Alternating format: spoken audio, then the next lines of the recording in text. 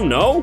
The Pokemon franchise has actually affected multiple scientific discoveries, the first of which was a protein discovered by an Osaka bioscience team comprised of 18 researchers. The protein was first described in 2008 by Shigeru Sato, who chose to name it Pikachurin, after the Pokemon Pikachu. The protein is found in mammals and plays a key role in the transmission of information from eyes to the brain, more specifically, visual information on how the eye tracks moving objects. Without Pikachurin, it can take much longer for the information to reach the brain, if at all. According to the researchers, the decision to name the protein after Pikachu was based on both the Pokemon and the protein possessing lightning-fast moves and shocking electric effects. Also, another scientific discovery was influenced by Pokemon. This time, the affected discovery was a gene currently known as ZBTB7. It's thought that ZBTB7 may act as a master switch for cancer and is responsible for the growth of cancer throughout surrounding cells. The gene was in fact originally named Pokemon, which stood for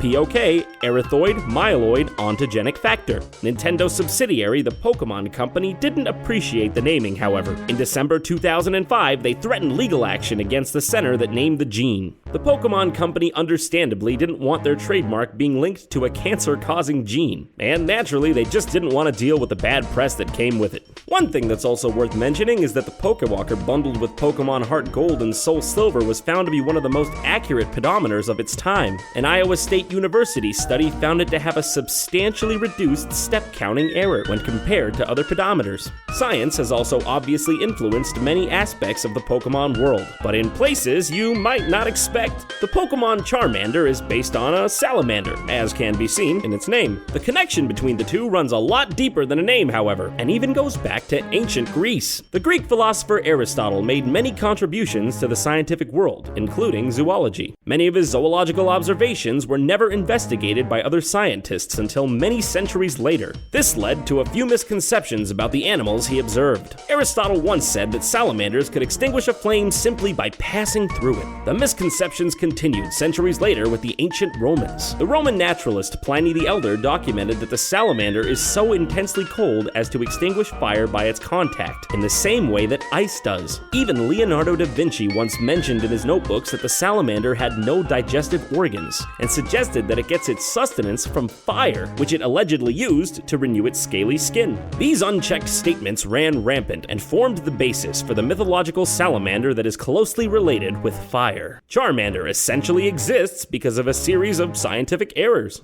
The Pokemon Mew has been influenced by science in multiple ways. Mew is said to be the ancestor of all Pokemon, and naturally, this reflects life on Earth. It's believed that all life on Earth shares a much simpler common ancestor. Although life on Earth may seem amazingly diverse and unique, all creatures operate using the same mechanisms. All life is comprised of cells and has a genetic code. It's believed these fundamentals originated in an LUA, which stands for Last Universal Ancestor, around 3.5 to 3.8 billion years ago. Pokemon are also massively varied and said to come from Mew, which appears to be a much simpler life form. That's not all, though. Mew's relationship with Mewtwo could also be based on a debunked biological idea called recapitulation theory. This theory is a suggestion that when an animal develops from an embryo to an adult, it goes through phases that resemble previous stages in its evolution.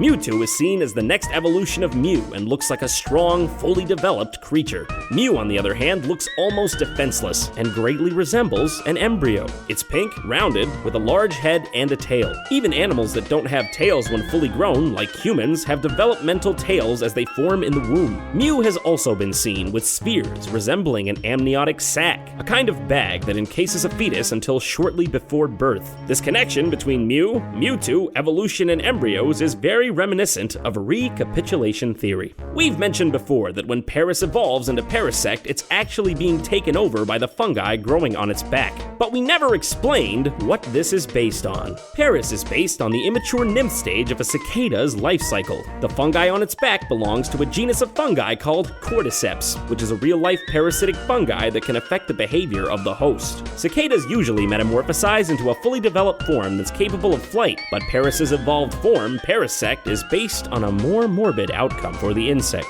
Parasect is effectively a cicada nymph that's been completely overtaken and is being controlled by the fungi. This also happens in nature. One prime example is a species of cordyceps that affects ants. The fungus in question will slowly consume the non-vital innards of the ant until it's ready to release its spores. Eventually, it finally takes full control of the ant, forcing it to climb up until it reaches what the fungi considers the right condition to release its offspring. The spores infect more ants, and the cycle continues. Parasic's Pokemon Crystal Pokedex entry mentions something similar, stating, "When nothing's left to extract from the bug, the mushrooms on its back leave spores on the bug's egg."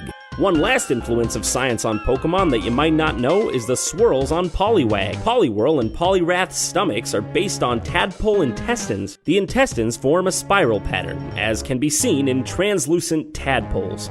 And that's all for today, but don't forget to subscribe to Did You Know Gaming and follow Did You Know Gaming on Facebook and Twitter. Hi, I'm JonTron. If you want to see my brand spanking new video on bootleg Pokemon games, click this annotation right now. It's up right now, go watch it! Also, it has Pikachu in it. His face is there, and I hear the honeys love Pikachu. They come around the bend for it.